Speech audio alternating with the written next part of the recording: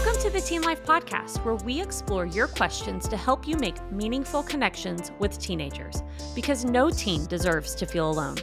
Have a question you'd like us to address? Email us at podcast@teenlife.ngo. Now, let's jump into this week's question. How do I talk to my teen about porn without making it worse?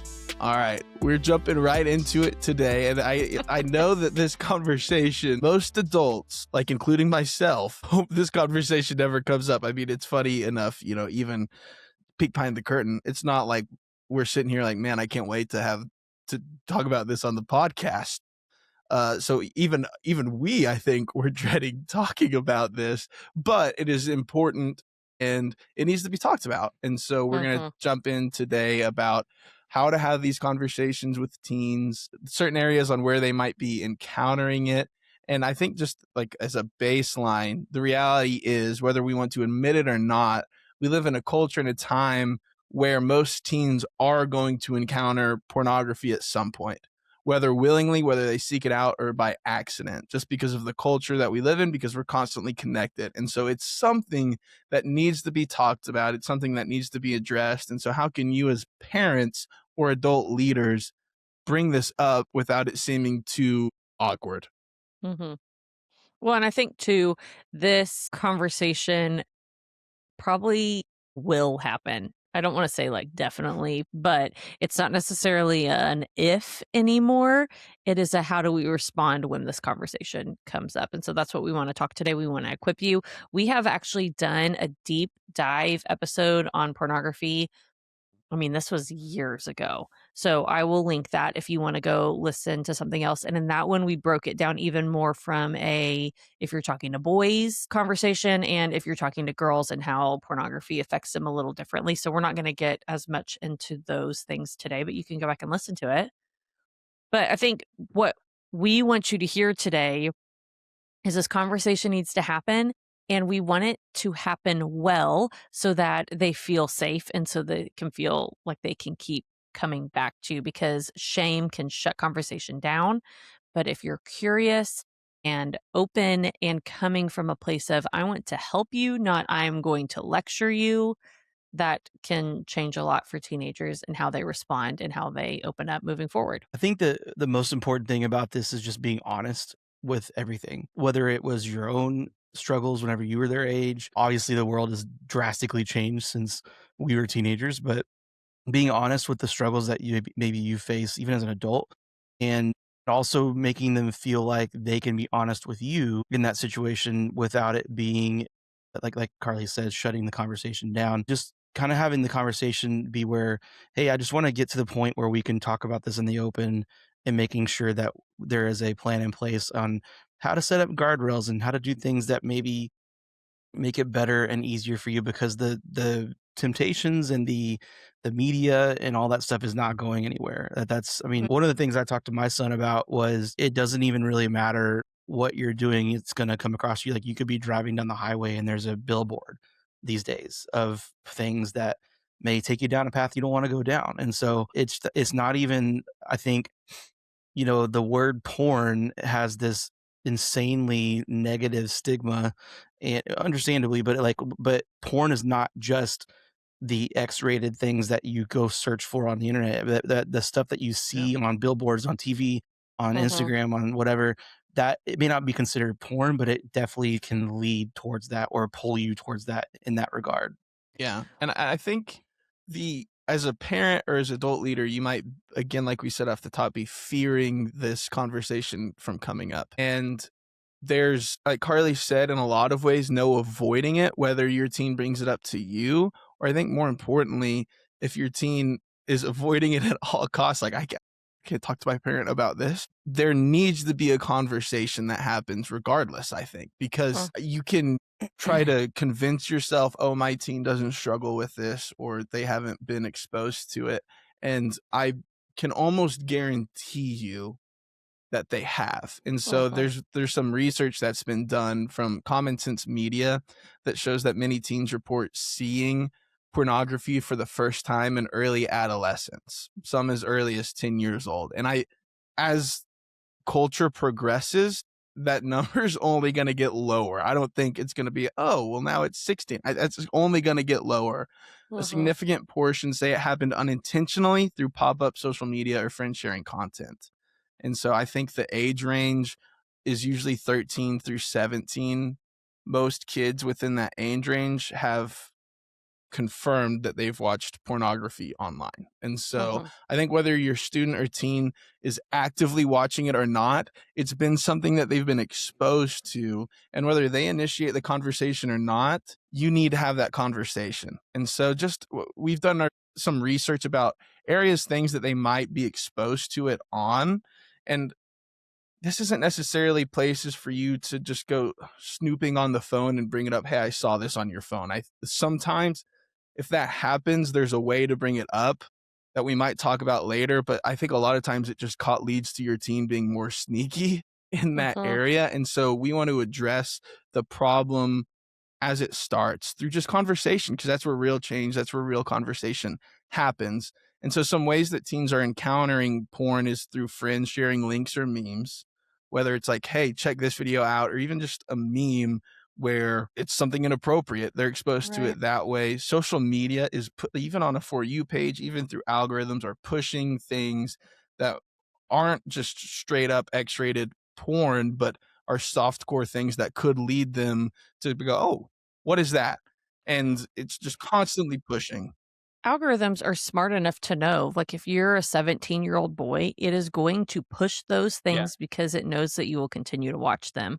If sure. you're a 16-year-old girl, is going to push certain things that are going to, like, Josh and I's algorithms are vastly different even just because Mhm, of the gender that we put in, and it Sure. knows that, and it's smart. Our social media platform people know what they're doing to keep you engaged. And so at some level, that's what we're saying as we go through these, you can't avoid every single one of these No. unless you're wrapping your child in bubble wrap. Because some of it too, one of my favorite stories, I feel like I told this the last time we did an episode on pornography, but accidental search results could be a thing. Maybe Mm, your teenager is searching for something about boats and something, and then a naked girl or half naked girl shows yeah. up in the search results. Like, they didn't intend to do that. My mom at one point searched something and was trying to show her class a monkey, and it what popped up, she did not intend to. She was not necessarily even searching anything. She obviously was not searching anything bad, but you can put in a random search and have no control over Yeah. what pops up or what someone has tagged a photo with. And then also, you were already talking about friends, but group chats, they could just be in a group chat and something could get dropped. I think one Discord too. There's Discord servers now that, I mean, I think most parents, most people would view that as okay, it's like Skype or a way for people to like basically join in through video calls, whether it's through video or just voice. I use it for people mhm. that I play video games with. There's a lot of Discord servers though that you can join that will have like tags or tabs that are labeled not safe for work, that they can join and they can be Mm. exposed to it through there as well. And so, I mean, just like, yes, we know that the World Wide Web is vast, but there's these areas that they can be exposed to where they go on with good intentions. Oh, I'm going to jump on the server with friends. And then there's tabs or posts that friends or others that they don't even know have made. And so I don't know. There's so many ways to be exposed to it. I can even think of Reddit, other social medias. It's just all out there. Well, I think too, a thing that happens because our kids and teenagers have cell phones, and a lot of them have cell phones with internet. They could be spend the night at a friend's house, and a friend could just turn their phone around and be like, "Hey, look at this," and they Hmm. did not consent to wanting to view that. And so I think that might have been a conversation we had with Sarah Brooks last year, and I can link that too on social media. But of teaching your kids to say, "Hey, before you show me that, what are you trying to show me? Maybe I've already seen it," and having them take ownership Mm. of that. But also, even with TV shows and movies, when I was a teenager, you had to go to a movie theater to search out those things, and they checked IDs and all of these things. Now, Netflix, HBO, Hulu, you can find not necessarily full pornography, but you can find shows that are just in the system that could lead down a road or could cause teenagers to dip their toes into that. And I just think where a lot of this comes from too, many teens report when they first view or are first encounter pornography, they're going to feel surprised. They're probably going to feel uncomfortable.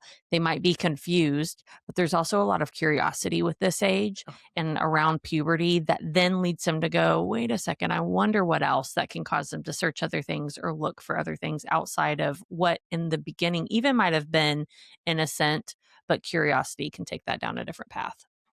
So the thing is, we're telling you all the things that they can do to possibly get to it, and how you really can't completely stop this stuff from happening. But the point of that is just to just show you that that's why this conversation is very vital. Yeah. It's a very important thing. Mhm. Porn teaches teens that like sex and relationships, it portrays unrealistic bodies, it portrays unrealistic and distorted expectations, performance based intimacy, little emphasis on like consent or emotional connection, which is a really, really important thing that teens need to know for a myriad of reasons.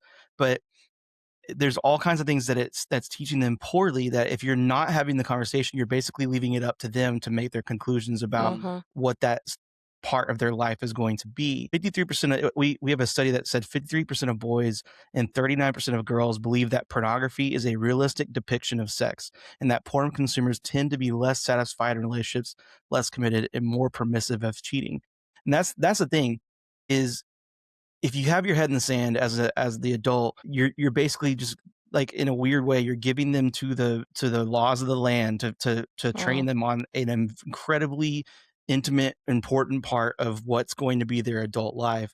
And I mean, I know full-fledged adults that has ruined their life for years, years and years and years, and still continues to do that. And so sometimes, like, I mean, parenting is hard, and that's not, and I struggle with this, and I'm walking through this as well too right now with my own teenager, is that this is a very awkward conversation. It's very hard, and it's nothing that anybody wants to do, but it's also incredibly important, because we don't want our teens to. The thing I've been telling myself, and when I give myself little pep talks on how to do this, is that I don't want my son to go off as an adult to college or trade school or whatever, or leave my house for the first time without a at least some knowledge of what that kind of relationship looks like, and also how to keep himself barriers away from the stuff that's pulling him the opposite direction.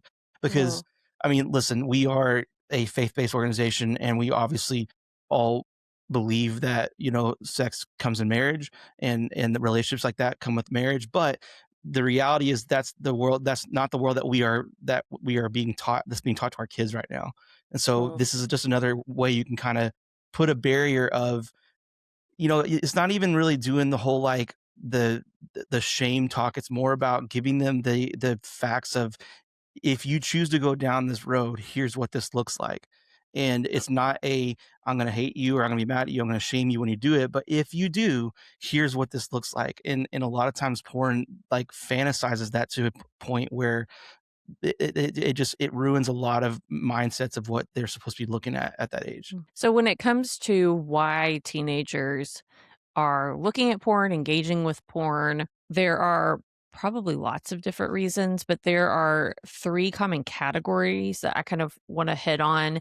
And then we're going to move into how can we have these conversations. But sometimes it's also nice to know, okay, let's try to figure out with my teen what is going on and what is causing that. So then we can have conversations out of that. A lot of times it's curiosity, which is honestly very developmentally normal for teenagers and young adolescents. Also, questions about bodies, relationships, and sexuality are expected, and sometimes it is birthed out of that curiosity. Sometimes it becomes a coping skill, so they use pornography as a distraction. If they're lonely, if they're stressed, if they're bored, if they're feeling rejected, that is something that they can control and that they can do outside of a relationship where they don't have control over the other person. And so sometimes teenagers will turn to it as a coping skill. And then finally, there's also a layer of compulsion that can take place and be part of that. So that's probably a smaller number, but it could be patterns where it feels very difficult to stop. It feels out of control. This is where you would hear terms like addiction. And this is also where adult support is very, very important because they're probably not going, if they are compulsively looking at porn and they have no control over it, that's probably not something that they are going to want to or be able to stop on their own. Yeah. I had So, a mentor when I was in high school kind of explain it to me like a hiking path, right? Of, you have the main path that has been paved because just, whether it's park rangers or whatever, but of people walking on the path. And a lot of times in a hiking trail, you'll see like a little shortcut mm, that's a little thinner, but it's a worn down path. And it's because enough people, the park rangers didn't set out to make that path, but enough people walked along that path that it wore down the grass, and then enough people continue to walk on it. And if enough people took that path over the main path, it would be wider and less overgrown than the main path that was originally set out. And so whenever you're dealing with pornography, you're dealing also with a chemical reaction in your brain. So mm, whenever you make that choice to say, yes, I'm going to watch this, and the more you make that choice, the more that choice becomes the main pathway, and it becomes a compulsion or a habit where you've robbed yourself of the choice. And this is mm, where being exposed in other areas through your phone, billboard, social media, then becomes a trigger that says, I know, your brain takes over, says, I know what to do when this trigger hits. And it's to, yes, go and watch whatever website, whatever way I have encountered it, and it takes the choice away. And like Karlie said, this is where adult support is huge because it requires people, whether it's a parent or another adult in a student's life, to walk through and with them to hold them accountable, that says, okay, how can we start to make the choice that when these triggers happen, you say no, so you can begin building mm, the main pathway, because it's not too late. And I think once you reach that point in an addiction, you start to feel robbed of choice and control. And we can give that back to students and say, no, you Yeah. are capable and you have control over this choice. Yeah. But mm, in order for them to get that way, as with any teen, they need to understand it for themselves. You as an adult just explaining to them, I think in the moment, isn't going to hit. There's been times in my life where I've looked at my father has told me, Caleb, when you're at a gas station, clean out your car. There's a trash can right there. Me as a 16-year-old, I'm like, no way, Dad. A couple years later, I'm like, hey, on, he was onto something.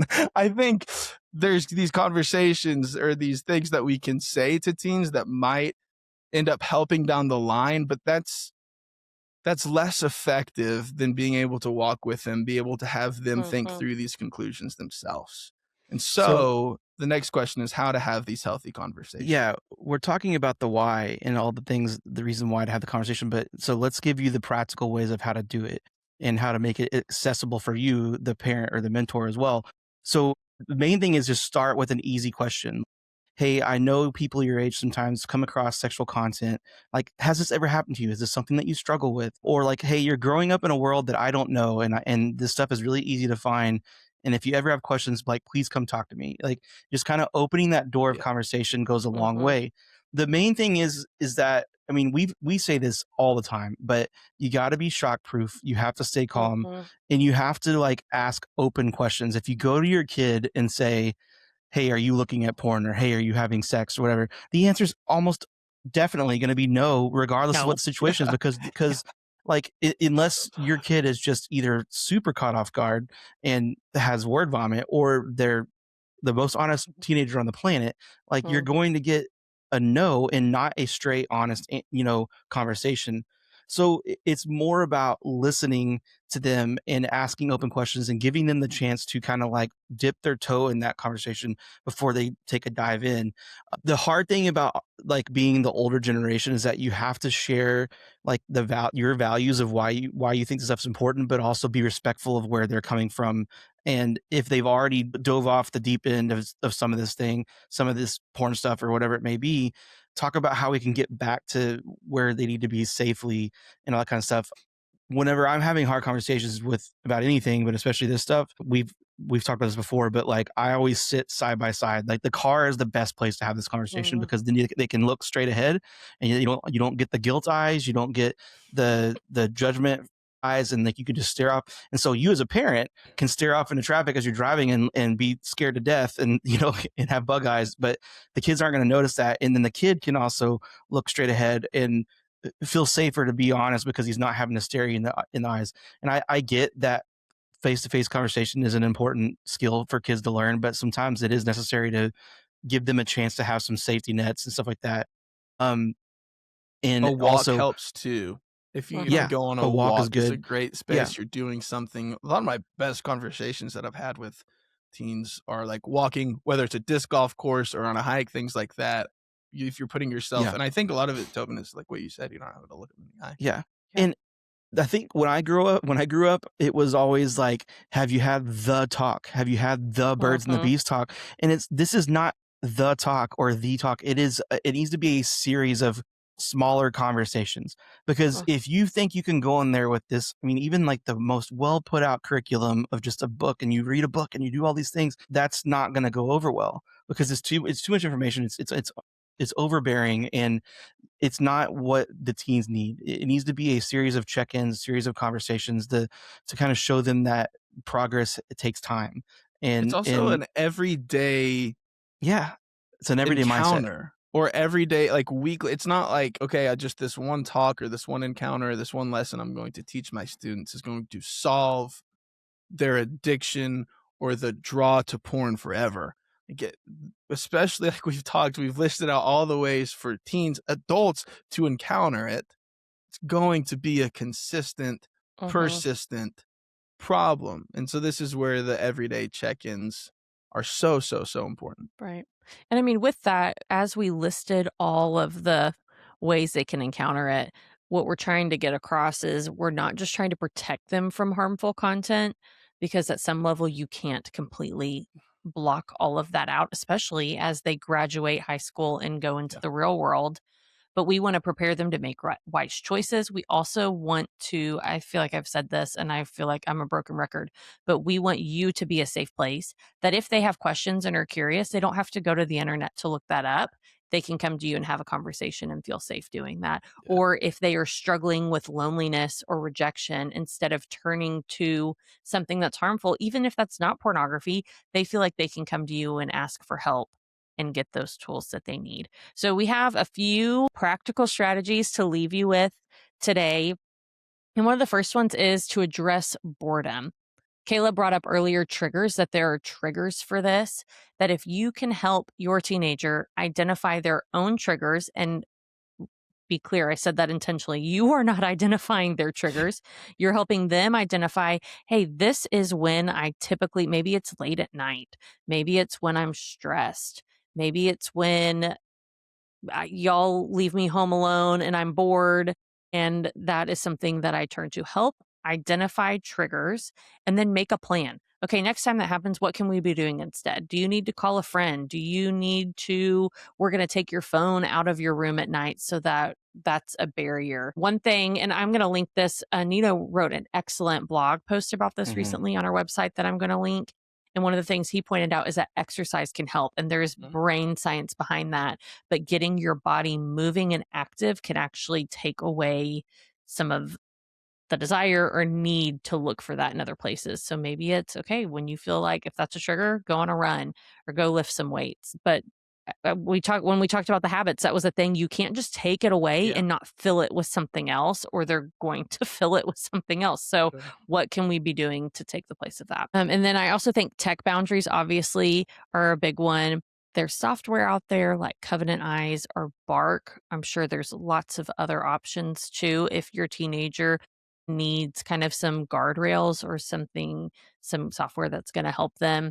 But device free zones are very good. I already said, don't let them have their cell phone, especially if there's internet. Don't let them have a computer if there's internet on it in their room at night behind closed doors. Like, make an open door policy. If your phone is in your room, the door has to be open all the time. Or we have a charging station downstairs that everything is charged downstairs in one location to help Mhm. some of those things as well when they're in your home. I think the main thing is just, as much as we say to teens that this is an everyday thing and it's a hard thing that they have to fight through, the same thing goes for you as a parent or a mentor. Like, this is not something that's going to fix overnight. It's not something that needs to be like an automatic check mark and be done with it. It's hard, and it's a hard conversation to have, and it's a hard thing to have on the regular. So you're doing great. You're doing the best you can. And just if you ever need any more tips on how to stuff, like Karlie said, check out our blog from Nino, and then also just check out any other podcasts that we have. But don't forget to subscribe on YouTube or wherever you listen to podcasts,